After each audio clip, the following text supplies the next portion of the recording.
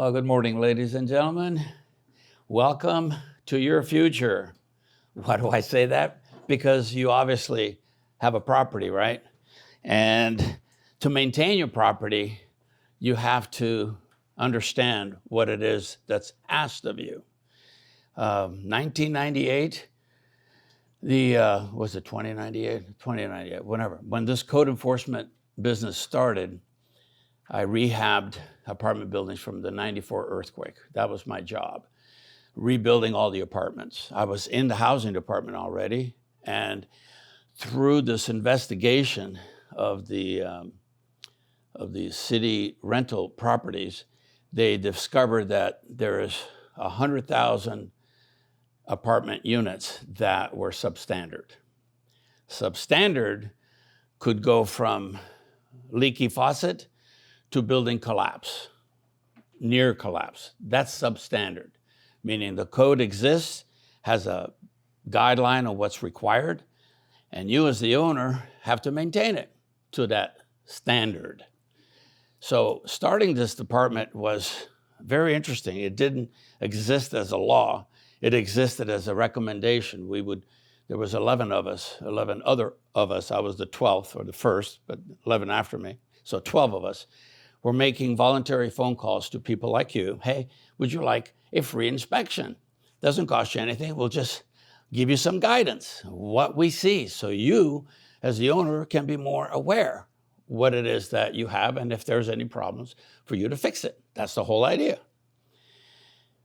Well, the way it grew, and why I'm here, not over there, working for the housing department, is that the department was started with retired or near retirement or experienced building code inspectors. Now, let me clarify. Your housing inspectors, which inspect for cracks, leaky faucets, broken windows, missing screens, and building and safety inspectors that are specialized in a particular trade.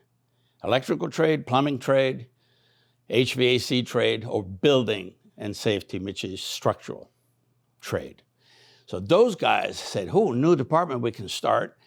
So they brought over existing inspectors that worked for the housing, from LADBS, Building and Safety, started that department. So that started a trend. What I was seeing, I was being trained by them, supervisors. What I was seeing is that this wasn't about giving you clues about what's starting to go. And a lot of what we're going to talk about today is the beginning of a problem, middle of a problem, and the damage that the problem that was overlooked would create further damage. Remember, this is a wooden building. You're living in a wooden building, or you're living in a brick building. Everything that we're talking about has further damage that will be created, costing you more. So this is something I didn't understand. Why are we telling you, as inspectors, what needs to be fixed? I don't understand that. I'm a licensed contractor, and I've done buildings 25 years prior to that, so I didn't understand how can you look at a problem and not know the consequences of that problem.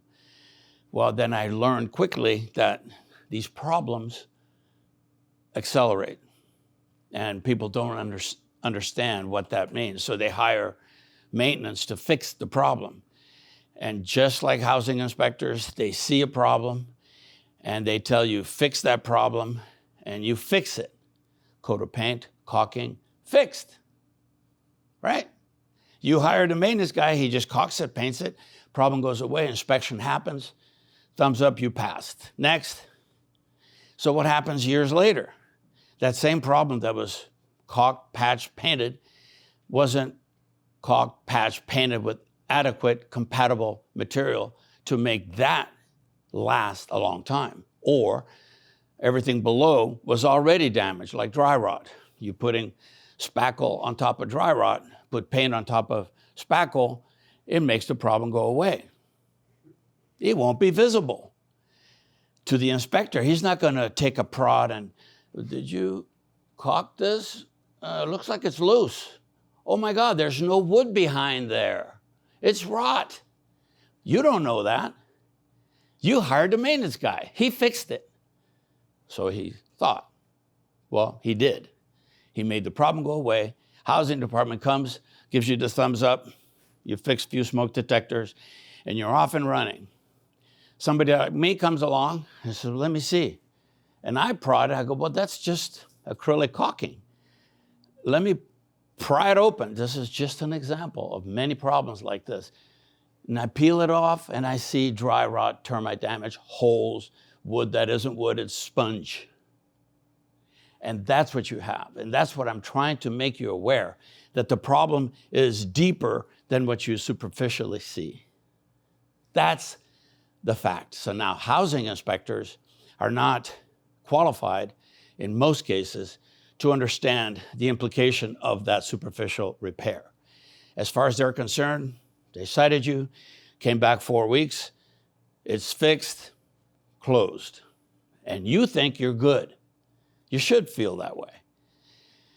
Reason I'm here and not over there, I complained about that problem. Because the problem is not superficially fixing the issue, it's going right down where the problem exists, which is in the framing, the substrates, the subfloors, what's supporting the structure, what holds the toilet from wiggling when you put both your feet around the toilet and it rocks with your body.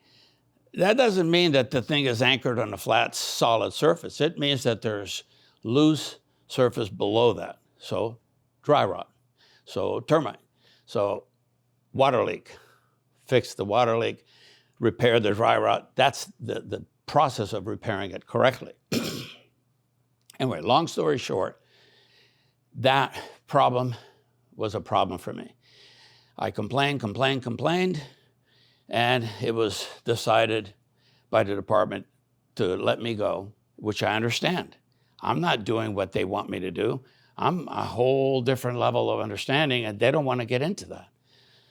So I started this company for that purpose, to give you heads up, to educate as many of you as I possibly can that there's a deeper problem lurking in a wooden building that is covered with paint, that is covered with sheeting, that is improperly applied, that produces leaks, that gets to the wood gets to the dry rot gives termites produce damage, and it escalates over time that you don't see is happening.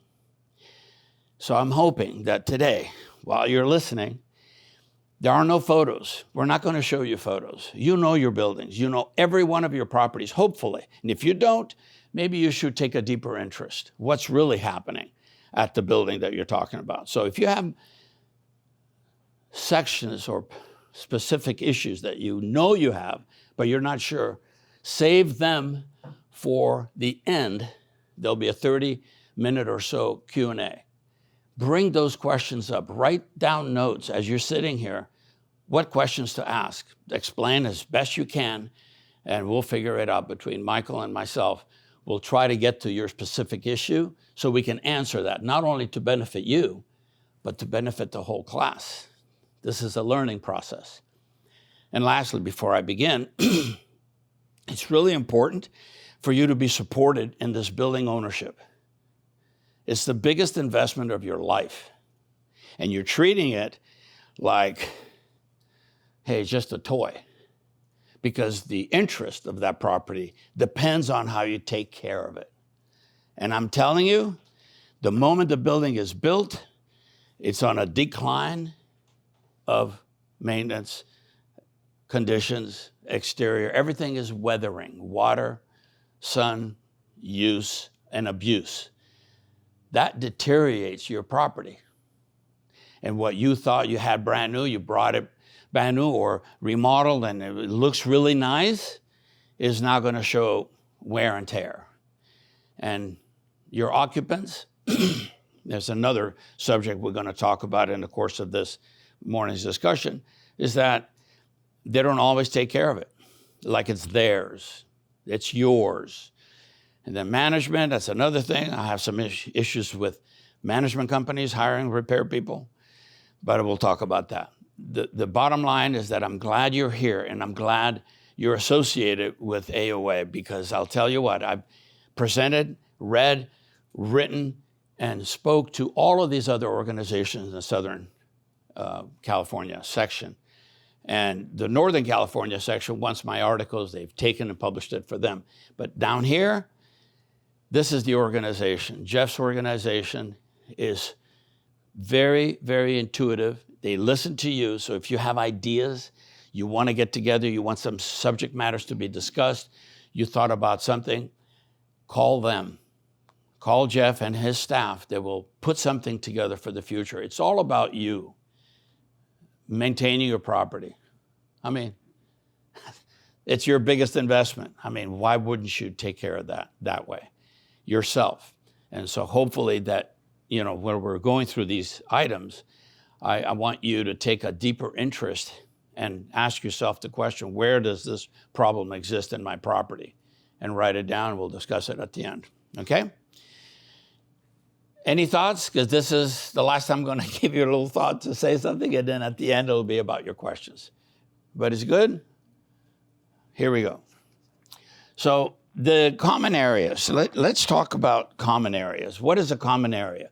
If you have a 3-unit building, a duplex, or if you have a 20-unit building or a 50-unit building, common area is everything that the occupants of the building use to get to their unit, whether it's from the driveway up steps to the front door of their apartment, or whether it's lobby, mailboxes, elevators, common area. That's what everybody uses. So here's a clue.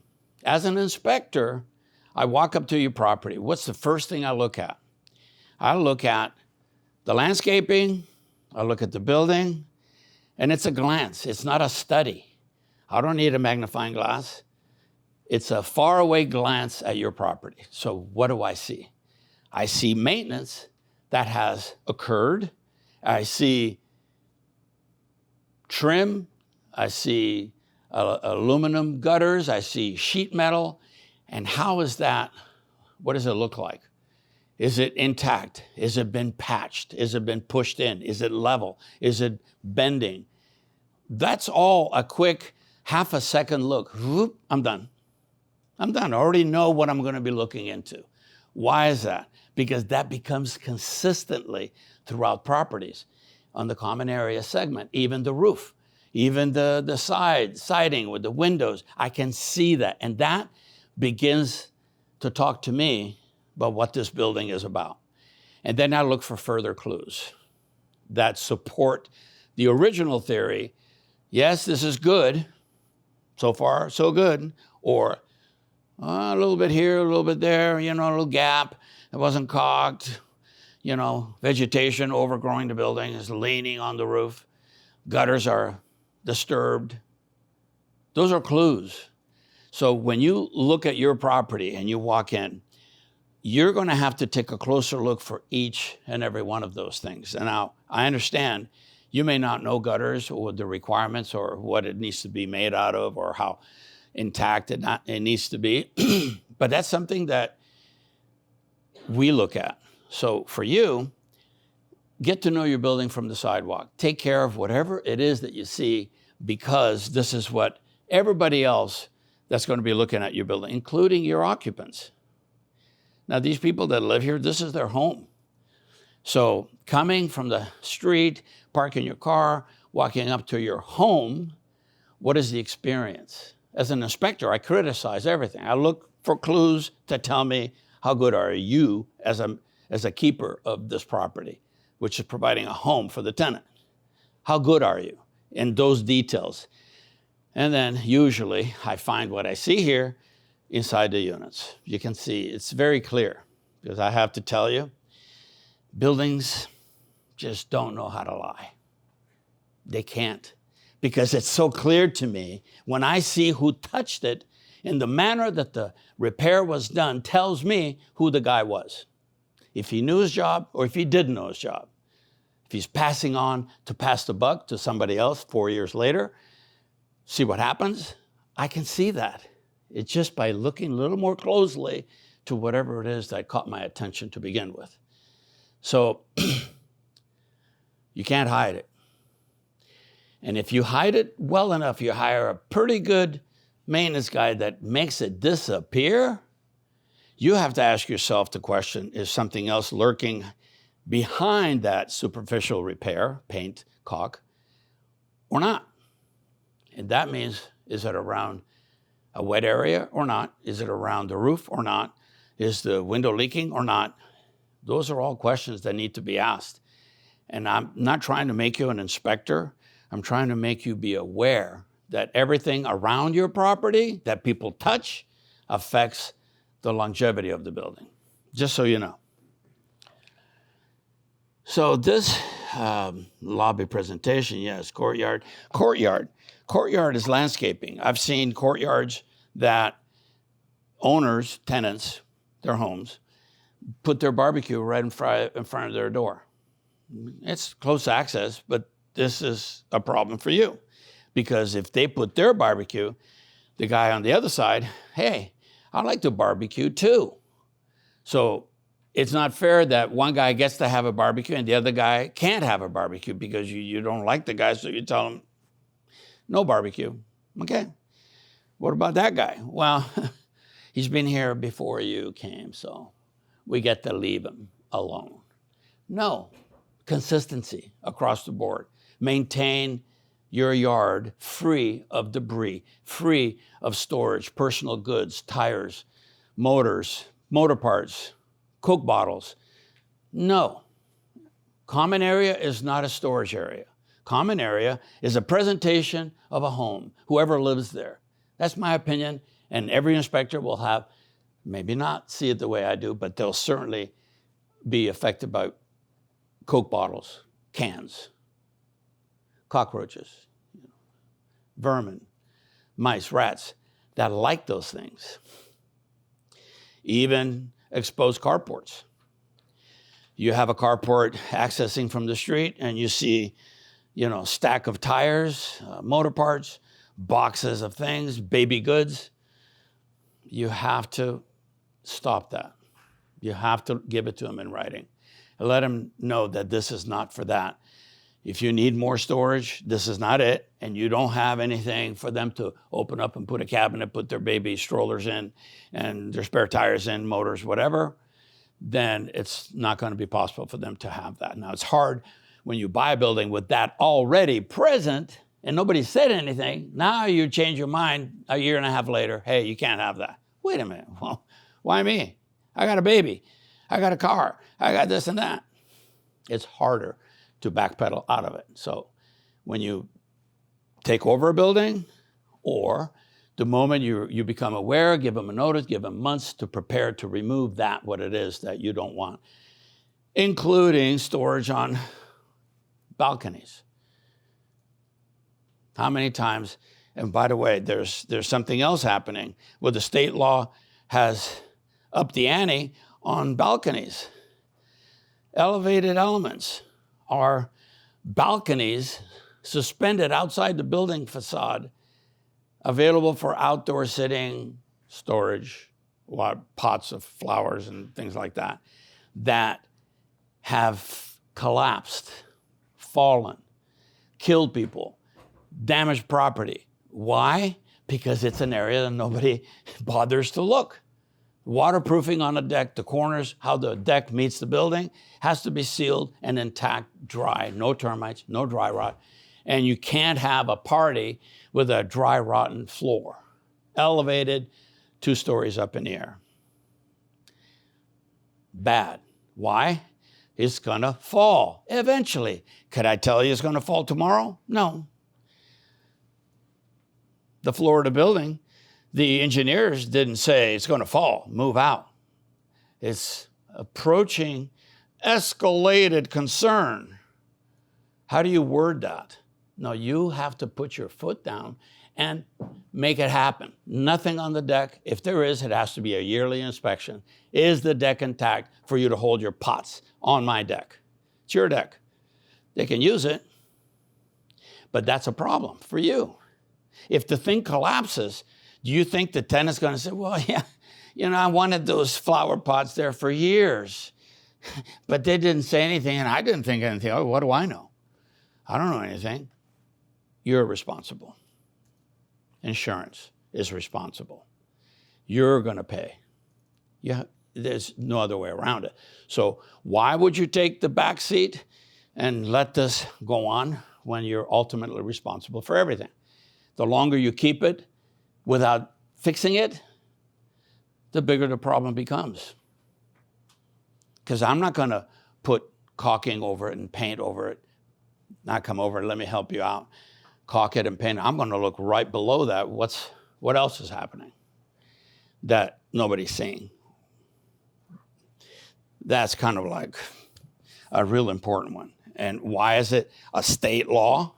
Obviously, just like code enforcement started for housing. SCEP started because 100,000 units were bad, really bad, deplorable. Owners were absent. Maintenance company managed. Collected rent, sent rent, that's it. That's all there is to it? Well, not anymore. Now you're paying monthly or yearly to have a department that shouldn't even be here if everybody did the right thing. So now you're forced into compliance. But it's not forcing you to do anything. All it's doing is preserving your ownership with a building that's safe and will last a much longer time and cost you less in the process. What's wrong with that? That's what this is about. Fix it now correctly, and you get to use it longer without investing any more time and energy in keeping it going. It's really simple if you look at it that way. Oh boy. So yeah, the back, the front, yeah, I understand. The common area is everything that anybody can access from the street once they're on your property. That means parking garages, parking spaces, carports, clean, cracks fixed, maintained. So if you have potholes in the walkway, we call those trip hazards. You call them badly applied asphalt. Yeah, it's a trip hazard. Fix the trip hazard. You can buy a bag from Home Depot, compact it, put a little slurry on top, seal it. It's fixed, but it has to be smooth. They don't care the driveway. It doesn't need to match the other driveway. It needs to be trip-free. Walk without tripping. That's all that the requirement says. Pretty simple when you break it down.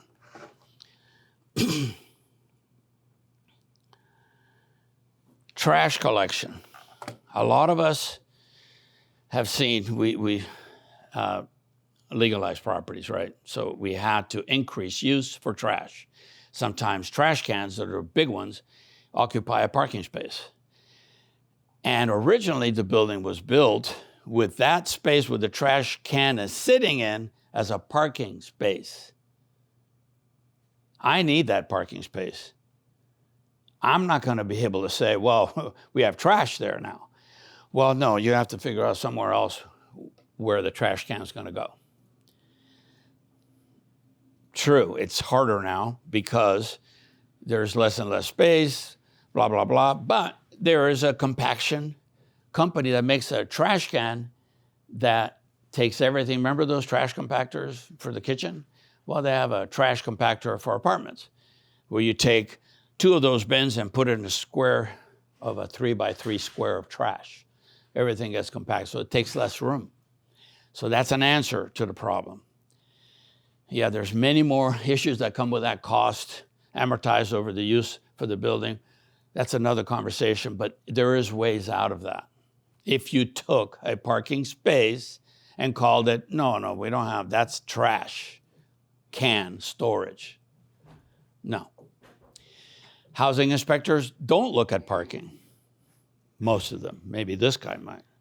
I don't know if, That means, did you put a trash can there after you got approved for all the parking spaces required for the parking spaces you need, and then call that a parking space that now is a trash can space? which means the car that was supposed to park in that area is no longer there. When the building was built, it was built with a required number of parking spaces. And if that was counted, it needs to become that, just so you know.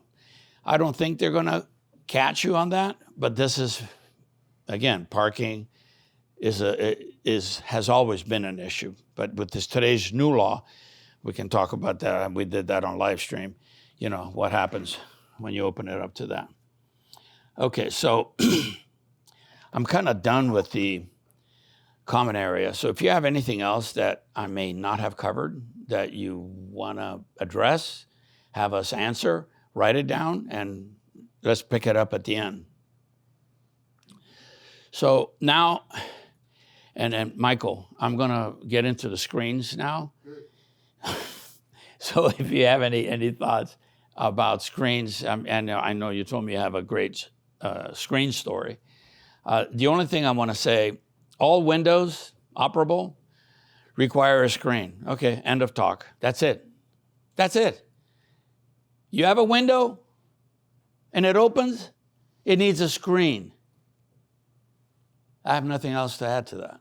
It's really just about like that. Now, if you have a window that you need to go through the screen to get to the window, to open the window and close the window, now that's another thing. Now you're talking about being creative.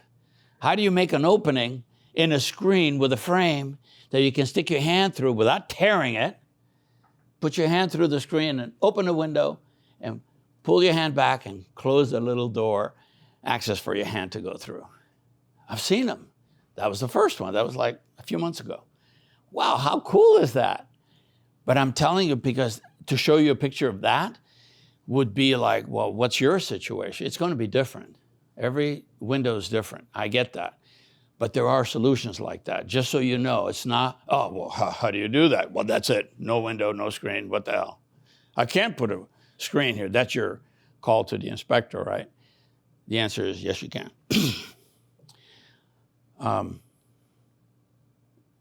Any screen stories? Yeah. That's really the bottom line. Yeah, window that opens, air must come in, no bugs, no flying insects are permitted to go inside a living space. Yeah. Oh, torn screens? I didn't do it. The cat did it. Or it was solid when I gave it to him. Now it's cut. Sorry. Unless you, as an owner, went through the entire apartment, video camera or photographs, and got the tenant to sign, yeah, everything is intact. Screens included. Yes, I got them all. They're not torn. Unless you have that, now he's going to say something different. He's going to say, you as the owner are always responsible, and I'm telling you, there are 2 code sections that say a tenant is responsible to maintain the building without damaging it for you while they have access to it. So, and then tell me, no, sorry. So if it's torn, it needs to be repaired. If the tenant didn't sign on with a solid screen and they were made aware that it's solid and you got a document saying they saw it, solid, good, then you're going to have to repair it. The problem with the repair is this. You give it to your maintenance guy. Maintenance guy is not a screen guy. He's just a maintenance guy. He does kind of everything. You throw everything at him and he takes care of it. You don't hear about it, problem goes away. It's fine. The problem that we see, screens are too big, screens are too small, screens are not lockable in place. Wind comes and blows it off. It's out in the driveway. That's a problem. And you get tired of picking up loose screens that the wind blew open. Or the window opens, somebody touches the screen from the inside and the screen goes boop. Then it gets damaged. It's aluminum, very easily bendable, and you can't put it back in a square situation when it got bent to be put in place to begin with. So that means it's too big for the opening. So recommendation, your maintenance guy may be great, but screen people that do this, they travel to your property, are equipped to handle that and do it correctly. It's not an easy task. I've done them, but it's better for you instead of learning how to do aluminum screens all over again.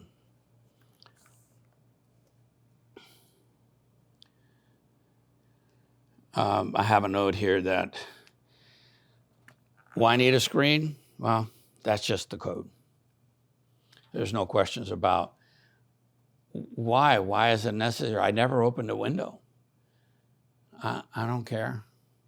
It doesn't matter if the tenant never opens that window because they put a big dresser right in front of the window. If the inspector even found out about it, he would say, I'm sorry, but that has to have a screen. Window has to be operable, and window, when it's an operable window, needs to have a screen. So most inspectors, you might see how they do their inspection. If they don't bother to look behind the curtain or look behind the dresser to see, and it's kind of giving you a disservice, if you ask me. Because now you think because you passed, you're done. Another 4 years, you're good. No. There is no gift in avoiding. It's only been missed. And that's something that you should be aware of too. It's been missed. Not that they saw it and like no problem. Okay, so ceilings, walls, and floors. What are we looking for? When I talk about ceilings, when I talk about walls, when I talk about floors, what are we looking for? Structural soundness, meaning it's not moving. Floor isn't moving, walls aren't moving, ceiling isn't leaking or moving. That's what we want. How do we see? Is it moving? Is it leaking? Well, this is what's called evidence. Now, if you call your maintenance guy and say, hey, can you go to unit 3? It seems like there are some stains in the ceiling. What is he going to do? You think he's going to investigate? Where is that stain? Where was it coming from? A pipe? Bad roof? Bad shower pan? Leaky sink in the kitchen? Leaky toilet in the bathroom? Above? And it shows up as a stain to you. And to him, you told him fix the stain, not fix the problem. And remember, he has an hourly job. Done. Pooh, I'm done. But you're not. So when you say to a maintenance guy, be specific what you want. Unless you understand what's happening behind that ceiling or wall or floor, you're going to tell him to take care of the stain. Unless he's smart, unless you trust him, unless he's got intelligence to look beyond the surface of the wall, of the ceiling, or the floor, and ask the bigger question, where is that leak coming from? It's a leak. We don't get stains inside rooms without water. We don't.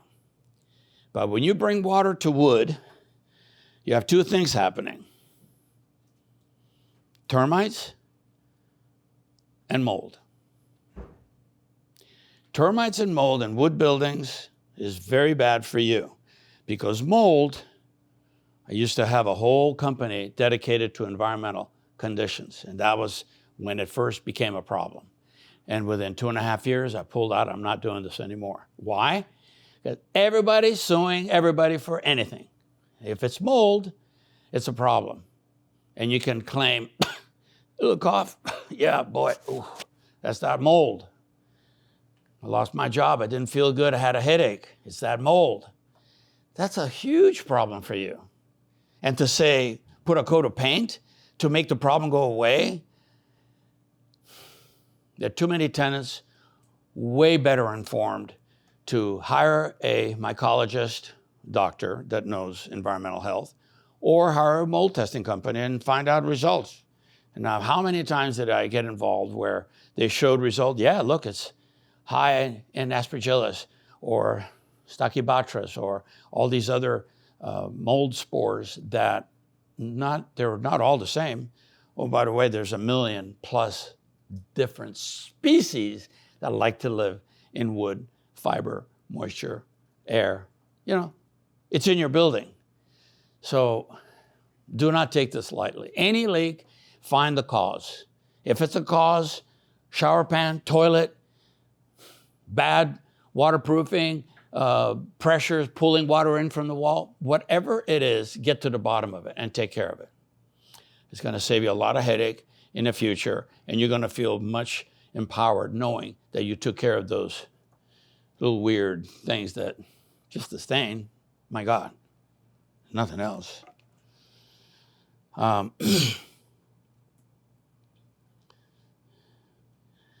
So shower pan, so sprinkler system, that's another one that I found. Landscape irrigation, sprinklers spraying onto your building is not a good idea. But it's even worse when it constantly happens every other day. It's spraying the wall of your subterranean space, and it's constantly getting it wet. So what happens when the building cools and expands? It sucks in the moisture from the stucco. Stucco is not stucco. Stucco is a sponge. It's got holes in it and it's holding moisture. So this vacuum pulls in the entire moisture in the stucco and gets the wood wet, and the wood wet's back to the same problem, those two problems. Dry rot, mold, and so forth. So you have a huge problem down the road. So that's why when you see stain, ask yourself the question, get to the bottom of it. Don't paint it over without answers of where that came from. Sometimes you may have to open the wall, open the ceiling, and look. Because, I don't have X-ray vision. I have an instrument that'll tell me where the heat is. Infrared will tell me it's heating here, but that doesn't say where it's coming from. I know it's over there, but what caused it? Where's the leak really coming from? Didn't come from somebody spilling a cup of coffee on a regular basis. It came from a continual drip somewhere. I've seen new construction, brand new, in the installation process of putting stucco wire on the wall, which is staples, and it holds the wire in place. What's behind the wire? Pipes that go horizontally, supply water, hot and cold, to your property.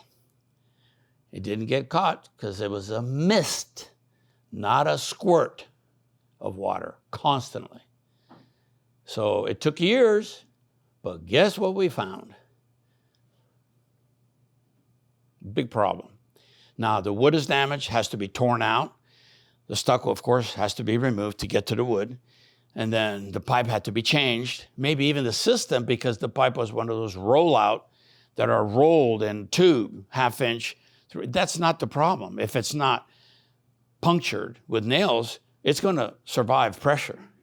But when you don't know the pressure is there in the hole, the pinhole is a mist. It's not a shooting of water. It's a mist. So you have to get really close, and you have to look very closely to see that there's actually moisture coming out. That's what I'm talking about. It's little things that you and your quick, or your maintenance guy, done, is not enough. If there's a stain or a spot, it came from somewhere. Find out where. It came from somewhere. Okay? It's not mice and rats in the attic doing their business. It came from some other source.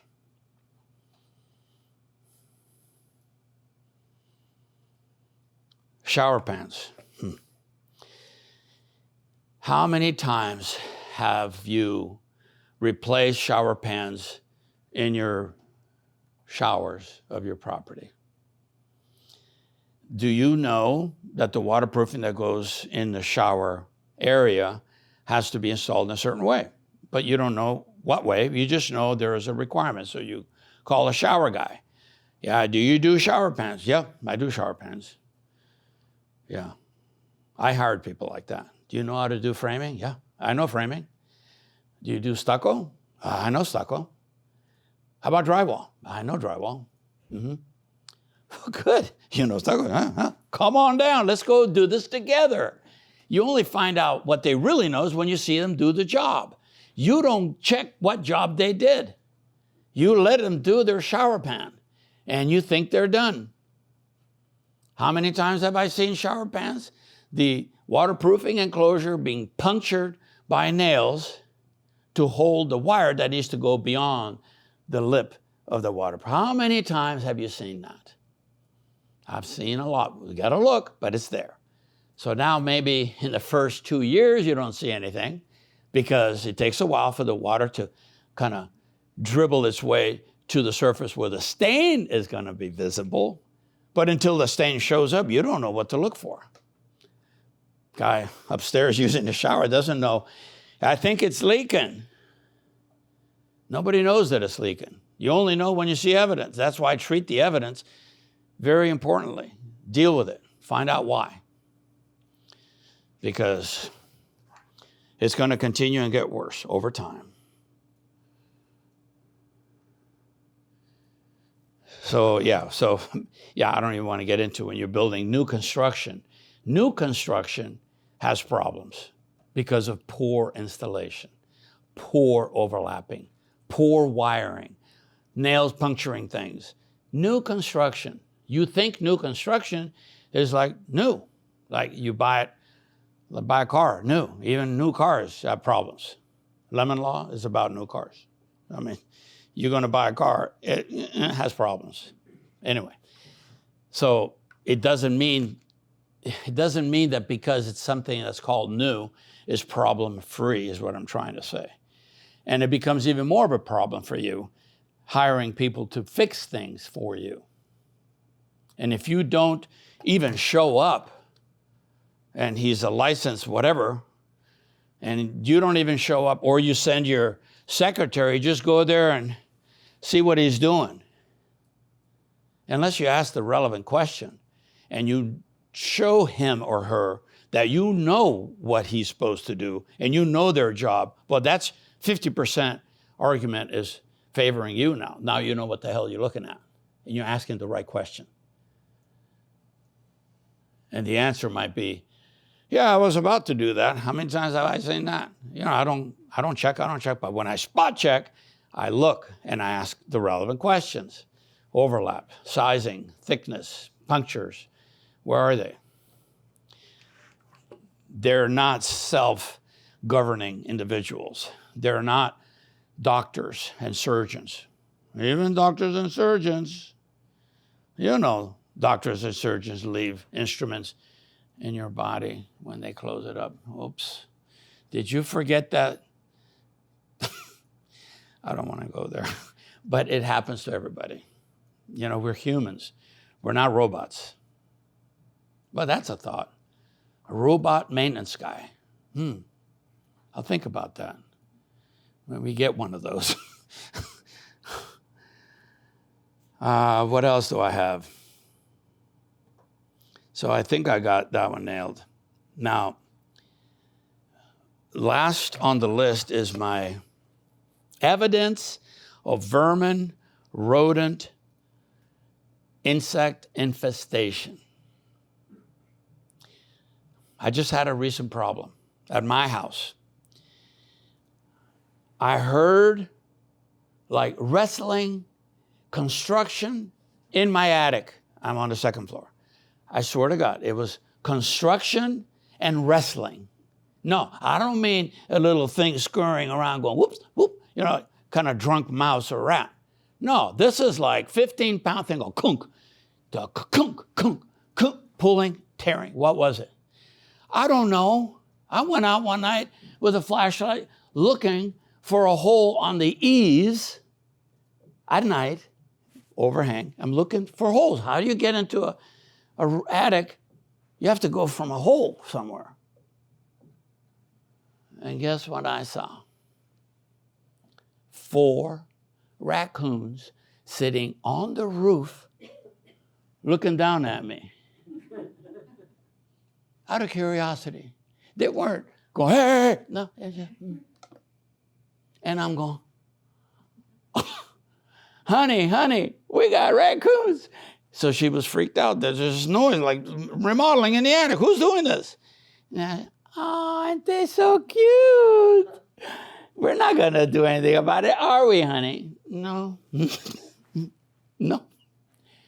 We called exterminator. Not exterminator, sorry, a bad word.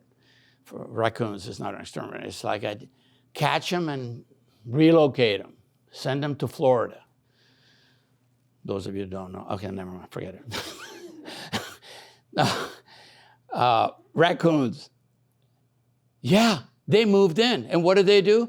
They chewed on the insulation. They made their little nest in the R30 insulation, which is 14 inches. They nice little thing.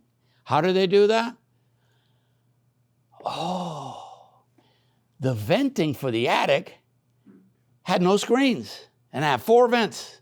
So, there's good circulation of air moving through, just keep it flowing. There were no screens. So these guys went on the roof, tile roof, jumped through the screen, slid down, and they found their little thing and doing whatever they were doing. So they didn't like noise, so we boom, boom, boom. They kind of moved out. That's when they came up to the edge going, what are you doing, man? We're trying to sleep over here and you're waking us up. That's what they were saying to me, but that's what I heard anyway. So I call a infestation kind of guy. And what did he do? I'm just telling you, I, like you, did not know what to do with 4 raccoons in my attic. I did not know what to do. I wasn't going to kill them. No. So I just thought maybe push them to the neighbor. Go over there. Don't come over here. And that's what I was thinking. Don't pick my house. So what happened? He puts a trap. He says, no, don't worry. We'll trap them. And then I drive far and relocate them. I won't harm them. Great. I didn't think how you catch 4 of them in one trap. I know they're all going to come on inside. There's a can of food here. Let's all join in and meet. And boom, the trap closes, all 4 of them. Yeah, I didn't think that. I don't know. So what happened? We catch 1. Mama or daddy, I don't know. He was looking at me. But what happened? He ate the food, the can of tuna, and then he was just banging like, hey, can I get out of here? And the rest of the family came. We did that from the neighbors because my dogs wouldn't let raccoons come in our yard. So the neighbor had some sod put down, grass on top to make it nice. So what do these raccoons do? The 3 sitting watching for daddy or mommy to get out. They were pulling the sod off and going, is there any bugs in here? And that's how they sit. They sit on their back ends and needle front. They just ripped up all of the sod. And meanwhile, my dogs are going crazy because this guy in the cage is going, I want to get out, eat whatever you're eating too, because I'm kind of full, but I like your stuff too. Anyway, I had to go out and let him go. I let him go because trapping him, this is now 11 p.m., to sit and listen to my dogs bark because of that constant, like, get out, and the crying, the whining, it wasn't going to work. We were not going to get any sleep. So I let him go. He ran to a tree, ran to another tree, looking at me from that tree that he can see me on the 2nd floor bedroom. He had his brother join. Yeah, thank you. It's about time, kind of thing. And I haven't seen him since. They haven't come back. Meanwhile, the trap that was supposed to be the solution to my problem became another problem, a bigger problem. My dogs both of them were nuts, barking because this guy's trying to get out. The family of 3 didn't run. Oh my God, they took dad or mom. Let's move. No, we're going to stay right here with him, them, whatever. So trusting someone that's called a professional. I trust him. I know he knows what to do. That's it. You have to ask how, what. Ask the question. You don't have to know. Just ask the question. And if you want to make sure, call me and I'll tell you, yeah, that's the right way. Otherwise, you're left to whatever they decide. And in this case, catch one, driving far away. What? That's it?